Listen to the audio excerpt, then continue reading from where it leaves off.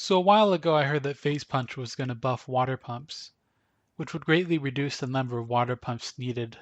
And since building the pump stations was the most time-consuming part, the mega farm would be easier and faster to build. It would also mean that the farm portion is now the most time-consuming part of the build. So I decided to look into ways to make the mega farm easier and faster to build by making it more efficient. The two main ways I saw to make it more efficient was to reduce the number of sprinklers or lights. After doing some investigation, I was able to make the mega farm much more efficient. I'd like to introduce to you to the new and improved mega farm. While it is 34% smaller, it is twice as efficient in terms of components compared to the original mega farm. This video will go over all the improvements I made, how to build it, and how it compares to the original mega farm. If you don't care about all the improvements, you can skip around using the timestamps provided. Also, this video is based on a previous video I made. It covers all you need to know about building and running a farm and everything about the original mega farm.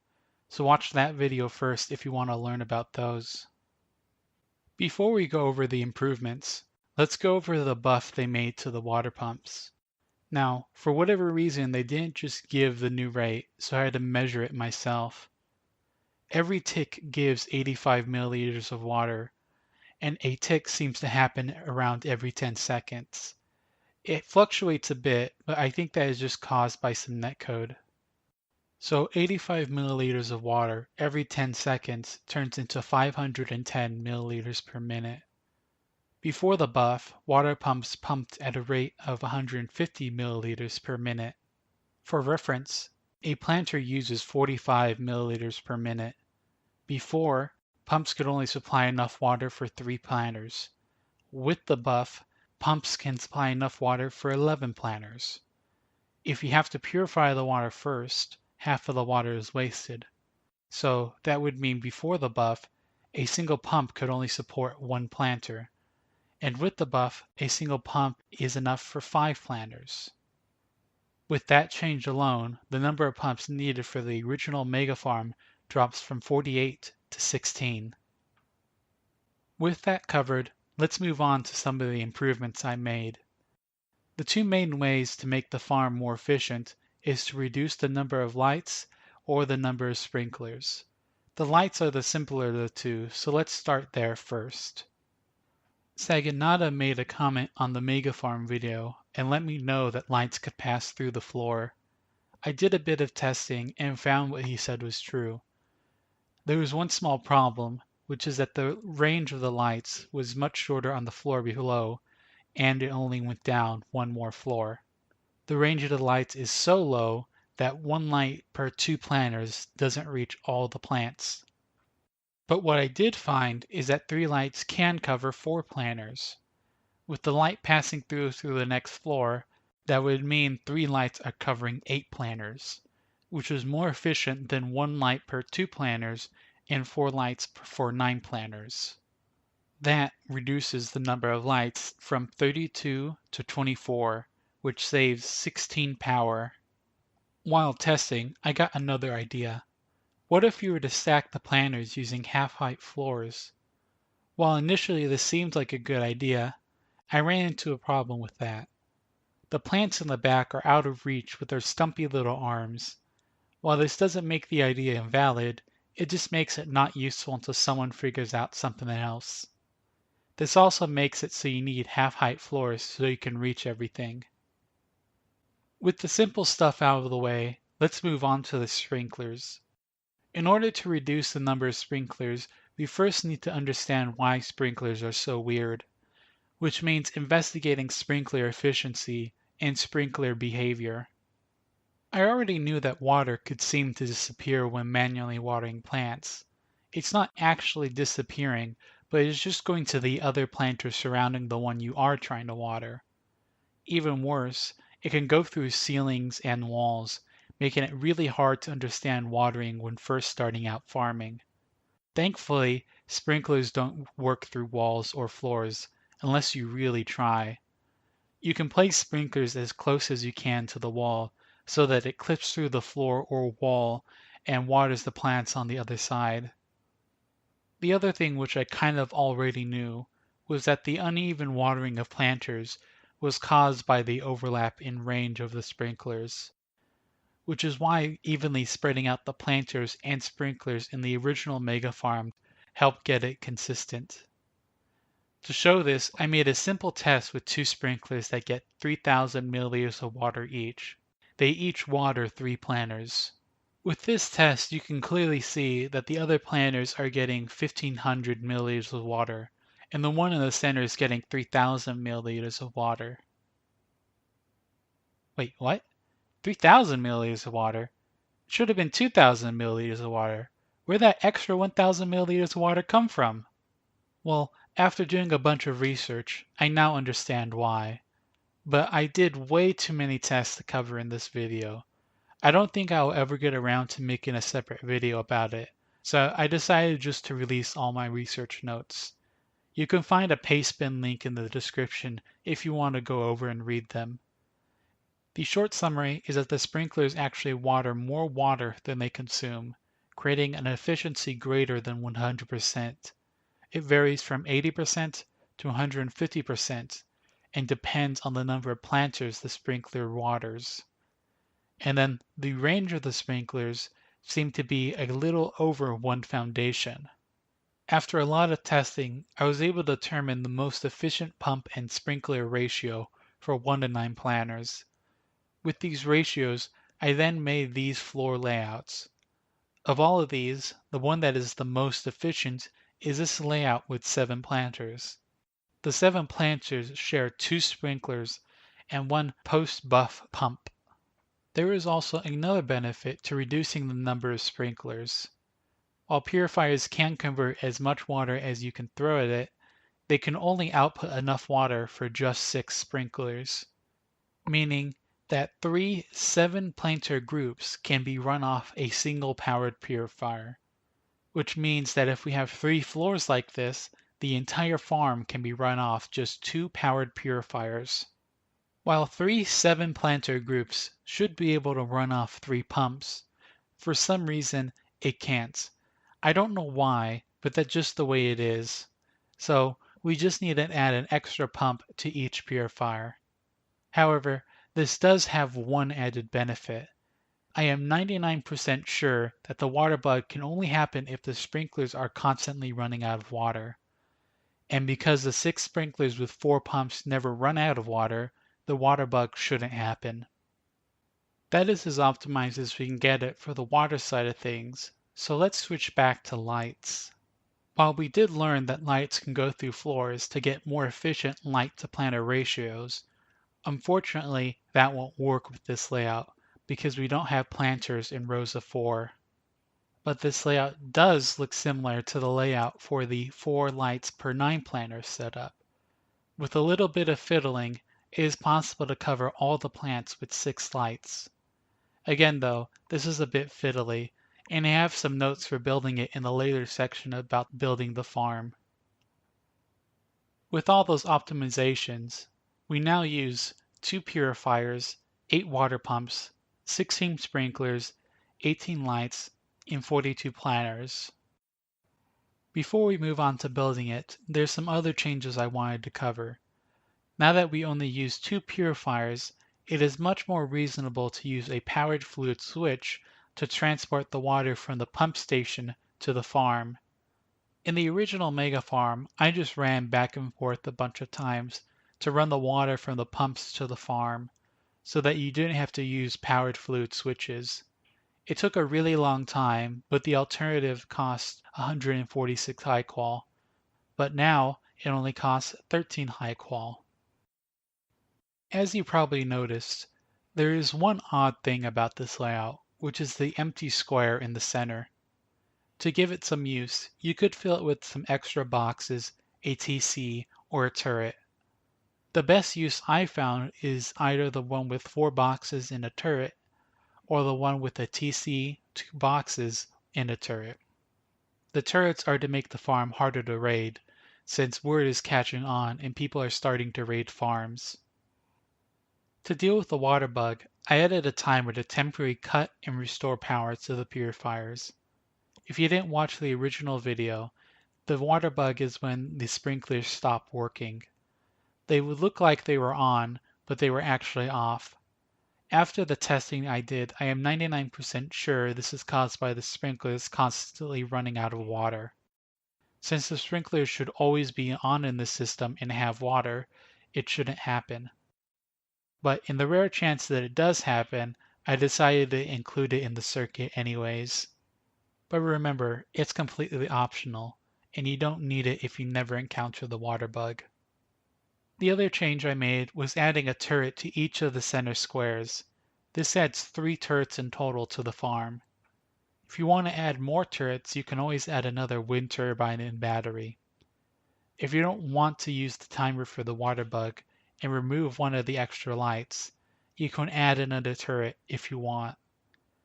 If you decide to not use any of the extra lights, any turrets, or the timer, then the farm can be run off of just one wind turbine. Before we get to building, I wanted to go over the resources I included in the description. Like last time, I have included the Fortify file and the circuit recreated on Restoration. For the circuit, I included both a picture of the circuit and the XML data so you can import it directly to Restoration. All the numbers you see on the branches should be correct, unless I made a mistake somewhere. For building, start with the pump station first. Bring a pump to scout out a suitable location. Once you found a location, start out by building 2 squares, and then build triangles around the 2 squares like this. Then destroy the 2 squares in the center, and then upgrade all the foundations. Then you want to build the walls, the door, and the ceiling. For the TC, pick one of these 2 triangles to house the TC. The pump station should now be secure. Now we just need to add the double airlock and the room for electricity. For the wind turbine, you want to build up 2 to 3 floors and then place your wind turbine. The last thing you do is place the pumps, the fluid combiners, and the fluid switches. Then you just need to wire everything up according to the circuit. To start building the farm, build 5 squares out from the pump station. This is to make sure that the farm will be close enough to run water lines from the pump station to the farm. The farm has 2 parts. One is the 3x5 area that houses the plants, and the other is the 1x3 area that houses the stairs. The airlock is just an extra triangle added to the front door. There are 4 floors total. The first 3 floors have the planters, and the 4th floor has the purifiers and other electric components. The 4th floor is also much smaller. It is only a 2x3 area. The purifiers go over here, which is over the stairs. The battery and the wiring goes in this room here. If you want roof access, you could put it here in this empty square. And the wind turbines go on the roof here. The TC can go in the center of the planters at any of the 3 floors, or it could go in this square here by the front door, or it could go on the top floor here with the battery. If you decided to put the TC in the center of the planters, you're going to want to upgrade the wall frame that holds the garage doors to metal. If you leave them stone, you won't be able to place the planters properly later. Before you place the planters, sprinklers, and lights, you're going to want to get the wiring done first. The wiring should be very simple and should only take about 5 minutes. If you followed the guide and built the farm exactly 5 squares away from the pump station, they should be just close enough to be able to run the water line from the fluid switches to the purifiers. If they are just out of reach because you didn't do that, then you can always just place fluid switches at the top of this wall to extend the range. Moving on to the planters, start by placing 3 twig walls. When you place the planters, you want to place them as close as possible to minimize gaps. The better you can do this, the easier it will be to place the sprinklers and the lights. Start by placing the center planter against the twig wall and make sure it's centered. Then place the other 2 planters close to the twig wall and to the center planter. Once you get those placed, destroy the twig walls. Then you want to place the next 3 planters in the same way. The last thing you need to do is place the 7th planter. You want to place it as close as you can to the other planters, and you want to make sure it's not placed over this line. That way you will still be able to place the walls there. If you plan to put the TC in one of the grow rooms, then place the door for it first. This is because the door will need a lot of space, and it will make the placement of the 7th planter a lot harder, but it is still possible. If you're doing this and still can't get the planter to place, make sure you upgrade the frame for the garage door to metal. Once you get all the planters placed, you should be able to place a half wall and triangle for the turret. Under the turret you can put some boxes. For the sprinklers, you want to place them on the side that the 7th planter is on. To get the correct placement, you want to align the sprinkler leg with the corner of the floor. Then place the second sprinkler next to the first one you placed, with the leg just barely touching the other. You don't have to be too precise with your sprinkler placements, as long as you place the planters correctly. Once you get your sprinklers placed, you want to test them to make sure they are correctly reaching all the planters. If a sprinkler is not reaching all the planters, then one of the planters should have more or less water than the others. For the lights, you want to take out a hammer and find the corner of the ceiling. You want to try and place the light so that it is a square with the corner. To help align it, you can use this line and use the edge of the light, highlighted here. You want to do that for all 4 corners on this floor. Then you want to place the lights in the center. You want to line them up with the center of the ceiling and line up the edge of the light with the edge of the floor. To find the center of the floor, you can use the holes as a guide. If the floor is rotated in another way, you can use the center planks. Once you get the lights placed, you want to grab some seeds to make sure all the plants are getting light. You're going to want to test these spots. If one of the plants isn't getting light, then you want to pick up the closest light and try and place it more precisely. If you're having a lot of trouble placing the lights, you can just cheat and use some of the extra lights that are meant to light up the stairs in the farm. With that done, the improved mega farm is complete. Since we use less planters, it can be a bit hard to compare the original mega farm to this, but it is possible using some math. The basic way we can do that is to divide the number of planters we support by the number of each component. We would then get a number that is relative to one component, and the bigger that number, the better. Here we can see the number of planters per purifier, planters per pump, planters per sprinkler, and planters per light for each of the improved mega farm, the original mega farm, and the updated mega farm. With this, we can clearly see how much the mega farm has improved with all the optimizations I made. By the way, this is with the buff to pumps.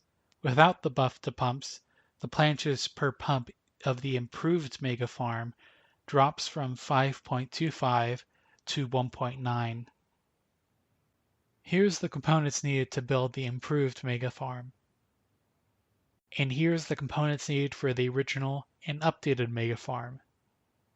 Since I haven't mentioned it before, the original is the original mega farm. The updated is the updated mega farm that I put as an update at the end of the original mega farm video. And the improved is the mega farm that this video is about.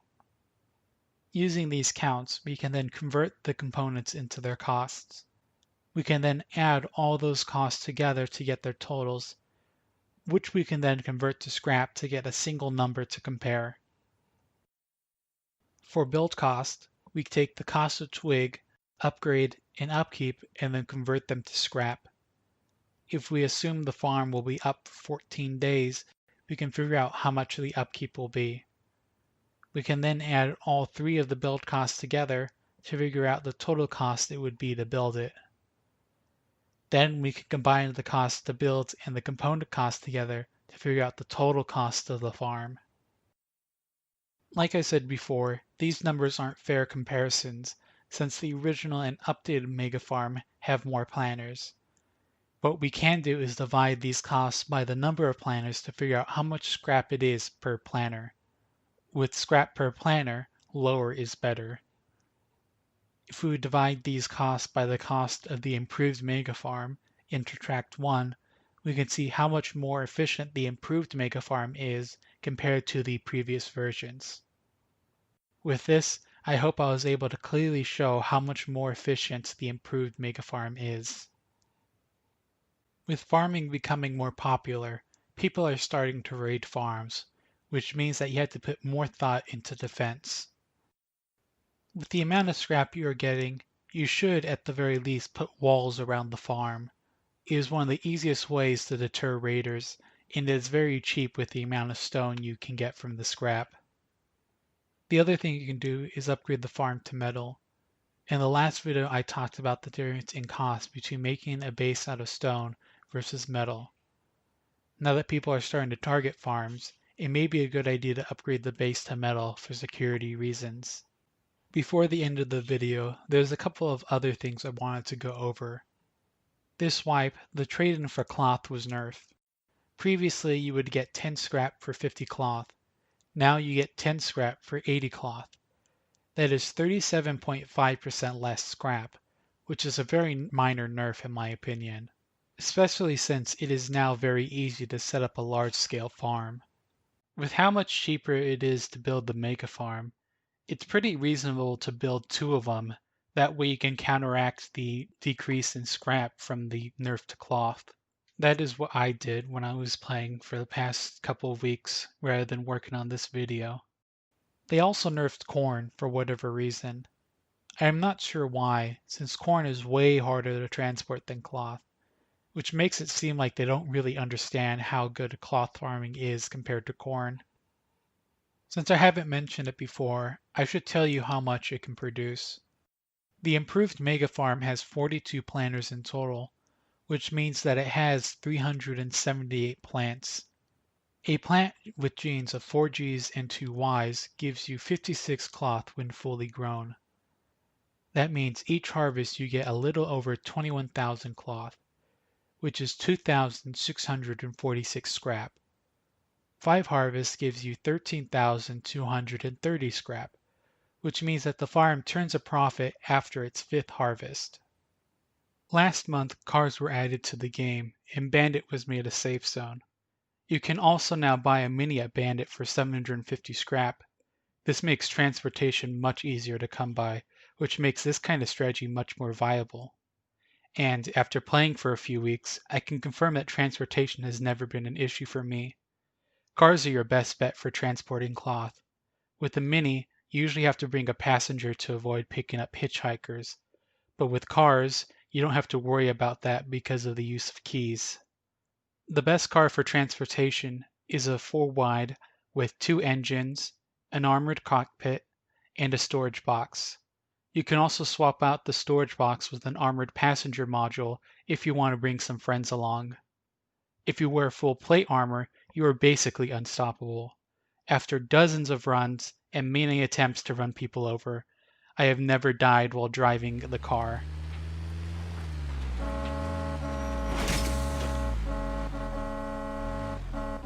What do you want? Why do you run? What the frick? Last video I mentioned I was working on a program to help with crossbreeding. There's still more I want to add to it, but right now it is functional. It is currently available for Windows as a portable program. If you want to download it, it's available on GitHub through a link in the description.